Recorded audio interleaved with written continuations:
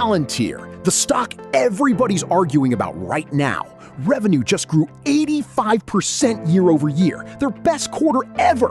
But the stock itself down 27% this year. A $308 billion company crushing earnings and getting punished anyway? So what is actually going on here? Let's break it down.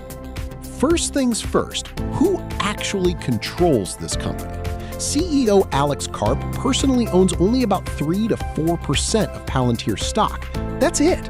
But thanks to a special share structure, Karp and co-founders Peter Thiel and Stephen Cohen are guaranteed at least 49.999999% of the voting power, no matter how much stock they sell.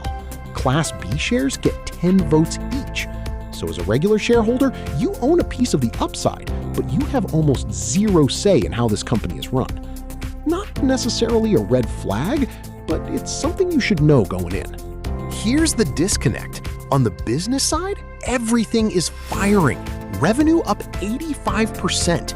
US business literally more than doubled. 60% operating margins? That is elite software company of the decade type performance. They not only beat guidance, they raised it for the rest of the year. But the stock chart tells a totally different story, sitting near 52-week lows, missing the entire spring rally everyone else got to enjoy. So it's not that the business is broken, the stock is just that expensive.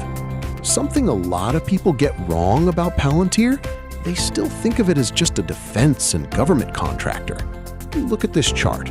Government revenue did grow nicely, jumping from $487 million to $858 million year over year.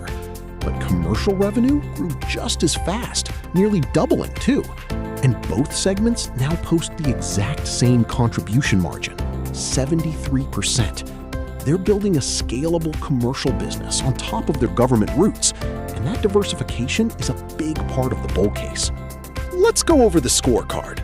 $1.63 billion in quarterly revenue, smashing estimates, 60% operating margins, $925 million in free cash flow. And then this number, a Rule of 40 score of 145. For context, Palantir's own CEO put that in the same breath as NVIDIA. That's the kind of quarter that's supposed to send a stock up, not down. And it's not just about last quarter. Management raised the entire year's guidance. Full-year revenue guide moved up to $7.66 billion. They're now calling for U.S. commercial growth of over 120% and free cash flow up to $4.4 billion. When a company raises guidance this aggressively, that's usually a green light. So clearly, the fundamentals are not the problem here. So if the business is firing on all cylinders, why is the stock dropping? 2 words: valuation and friction. Even after this pullback, Palantir trades at around 150 times earnings. Morningstar says that's a 218% premium to fair value. That means years and years of growth are already baked into the price.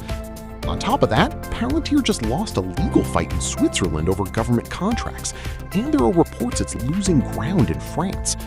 Add a broader sell-off in expensive AI names, and you get exactly what we're seeing, a great quarter that still gets sold. Now let's look at the technicals. Palantir's 52-week range runs from about 123 at the low to 207 at the high. And right now, we're sitting near the bottom, around 127 to 129 bucks. Some chart watchers are calling the 122 to 128 zone a potential triple bottom, basically a floor that keeps holding every time price tests it. But here's the catch. Price is still stuck below its 200-day moving average, and on a recent technical screen, 21 indicators were flashing bearish against just 5 bullish. Add in a beta of 1.63, meaning this stock swings way harder than the market, and you've got a battle between a defined support level and a stubborn downtrend. If we look at Wall Street's opinions, 21 Wall Street analysts cover this stock. The average price target is $185. Solid upside from here. But look at the spread. The low target is just $70. The high target is $255. These analysts are looking at the exact same company and landing in totally different universes. Most are bullish, 62% rate it some flavor of buy, but almost a third say hold, and that spread tells you this is not a consensus call. Let's just do the simple math on where this actually sits. Today, Palantir trades around $128 a share. If the average target of $185 plays out, that's 44% upside from here. If the high target of $255 hits, you're looking at basically doubling your money. But if the low target of $70 is right, you're looking at downside of 45% from today's price. Hopefully you understand how polarizing of a stock this is right now. So here's the bottom line. Palantir is not a broken business. Far from it. It's an expensive one. The real question isn't whether Palantir is a good company. It clearly is. It's whether 70+% growth can keep going long enough to justify the price tag you're paying today. If you found this breakdown useful, smash that like button, subscribe for more of these, and drop your own Palantir price target in the comments. Let's see who's actually right a year from now. See you in the next one, and thanks for watching.